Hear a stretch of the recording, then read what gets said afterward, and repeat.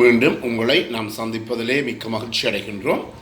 நான் இலங்கையில் இருந்து பதுளை போதனா வைத்தியசாலையில் இருந்து வைத்தியர் கிஷான் வேதநாயகம்.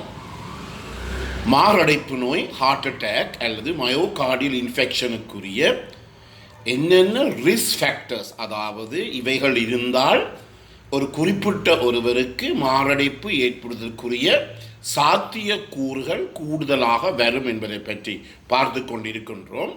அதில் முக்கியமான நிலையான பிரச்சனைக்குரிய காரணிகளை பற்றி பார்த்தால் ஃபிக்ஸ்ட் ரிஸ்க் ஃபேக்டர்ஸ் என்று சொல்லவும்.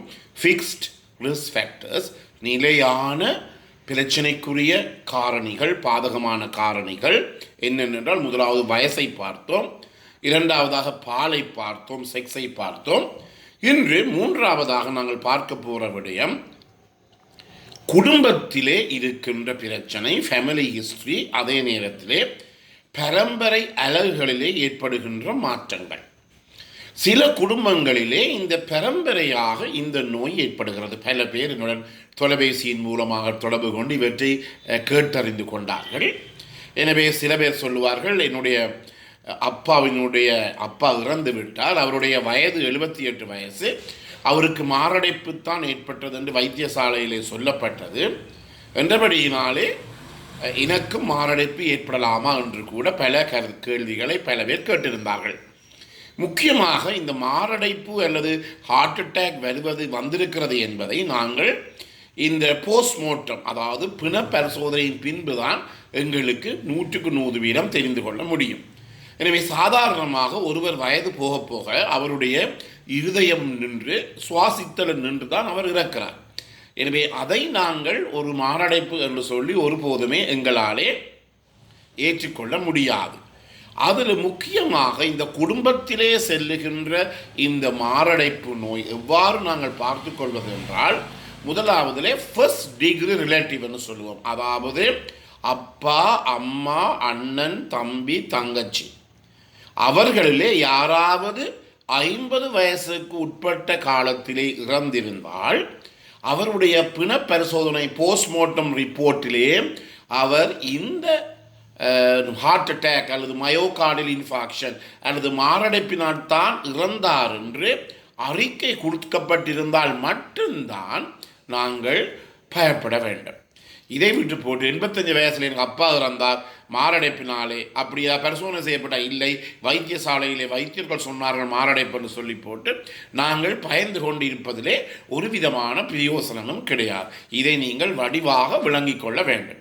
எனவே 50 வயசுக்கு உட்பட்டவர்கள், ஃபர்ஸ்ட் டிகிரி ரிலேட்டிவ், முதல் தர உறவினர்கள், அதே நேரத்திலே மூன்றாவதாக அவர்களுக்கு குடும்பத்திலே, அதாவது குடும்பத்திலே செல்லுகின்ற இந்த கொலஸ்ட்ரால் எனப்படுகின்ற கொழுப்பினுடைய அளவு கூடுதலாக இருக்கின்ற தன்மை, அதை நாங்கள் ஃபேமிலியல் ஹைப்பர் கொலஸ்ட்ரோலீமியா என்று சொல்லுவோம்.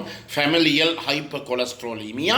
எனவே இந்த குடும்பங்களிலே, அவருடைய குடும்பம் பரம்பரையாக அவர்களுடைய இரத்தத்திலே இந்த கொலஸ்ட்ராலினுடைய அளவு எப்போதும் கூடுதலாக இருந்தாலும் அது இந்த மாரடைப்பு நோய் சிறிய வயதிலே ஏற்படுவதற்கு சந்தர்ப்பமாக இருக்கின்றது.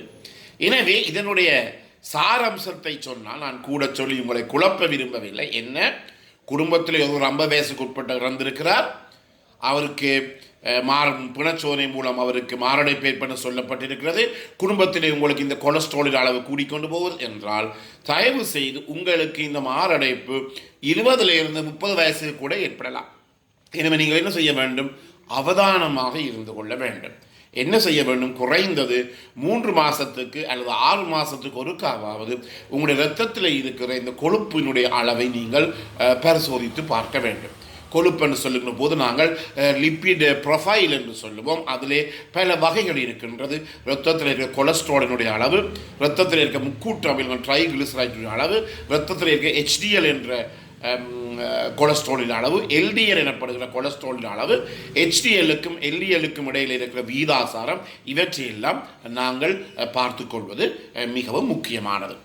இவற்றை எந்த அளவிலே நாங்கள் பேண வேண்டும் என்றால், இப்போது உங்களுக்கு தெரியும், ஒவ்வொரு நேரத்திலும் ஒவ்வொரு கதைகள் சொல்லப்பட்டாலும் எல்லாவற்றையுமே நாங்கள் 200க்கு குறைவாக வைத்திருக்க வேண்டும். அதே நேரத்தில் 100க்கு குறைவாக வைத்திருந்தால் மிகவும் நல்லது. கொலஸ்ட்ராலையோ அல்லது முக்கூட்டு அமிலங்கள் ட்ரைகிளிசரைடையோ அல்லது அவற்றை நாங்கள் குறைய வைத்திருக்க வேண்டும். அதே நேரத்திலே எங்கள் உடலிலே 2 விதமான கொலஸ்ட்ரால் இருக்கின்றது. நல்ல கொலஸ்ட்ரால், கூடாத கொலஸ்ட்ரால். அதாவது HDL, LDL. HDL என்று சொல்லும்போது சொல்லுவார்கள் ஹை டென்சிட்டி லிப்போப்ரோட்டீன் என்று சொல்லுவார்கள்.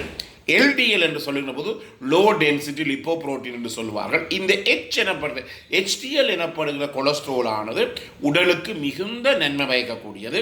அதே நேரத்தில் LDL என்ற கொலஸ்ட்ரால் தான் கூடாத கொலஸ்ட்ராலாக இருக்கின்றது. எனவே எப்போதுமே இந்த HDL என்ற கொலஸ்ட்ரால் எப்போதும் 65-75க்கு மேலே இருக்க வேண்டும். இந்த LDL ஆனது எப்போதும் 50க்கு கீழே இருக்க வேண்டும். எனவே இதை எவ்வாறு நாங்கள் கூட்டுவது என்பதை பற்றி வேறொரு நிகழ்ச்சியிலே நாங்கள் பார்த்துக் கொள்வோம். எனவே கொலஸ்ட்ரால் என்றாலும் ட்ரைகிளிசரைட் என்றாலும் இரத்தத்தில் 200க்கு குறைவாக இருப்பது மிகவும் நல்லது. அதே நேரத்தில் 100க்கு குறைவாக இருந்தால் மிக மிக நல்லது. HDL எனப்படுவது 65க்கு மேலே இருக்க வேண்டும். ஆண்களுக்கு பெண்களுக்கு சிறிய வித்தியாசம் இருந்தாலும் சாதாரணமாக நாங்கள் 65க்கு மேலே இருக்க வேண்டும். அதே நேரத்தில் இப்போ LDL ஆனது எப்போதும் 50க்கு கீழே இருந்தால், குறைவாக இருந்தால் மிகவும் நல்லது. இது மிகவும் முக்கியமானது. எனவே இந்த 20லேருந்து 30 வயசுக்கு இடையிலேயும் கூட இந்த குடும்பத்தில் ஃபேமிலியல் ஹைப்பர் கொலஸ்ட்ராலிமியா செல்லுகின்ற போது பிரச்சனை ஏற்படக்கூடிய சாத்தியக்கூறுகள் இருக்கின்றது. என்றபடியினாலே நாங்கள் அவதானமாக இருந்து கொள்ள வேண்டும். அதே நேரத்தில் நான் முதலிலே சொன்னது போல இந்த பரம்பரை அலகுகளிலே ஏற்படுகின்ற பிரச்சனைகள், இவற்றின் காரணமாக ஜெனட்டிக் டிலீஷன் என்று சொல்லுவோம். பரம்பரை அலைகளை ஏதோ ஒரு பகுதி அழிக்கப்பட்டிருக்குமாக இருந்தால் அந்த பகுதி பரம்பரையாக கடத்தப்பட்டு கூட இவர்களுக்கு மாரடைப்பு நோய் ஏற்படக்கூடிய சந்தர்ப்பங்கள் இருக்கின்றது. அதே நேரத்தில் நான் சொல்லுவேன், உங்களுக்கு தெரியும், பழைய காலங்களிலே பிணப்பரிசோதனை ஒன்றும் செய்யவில்லை.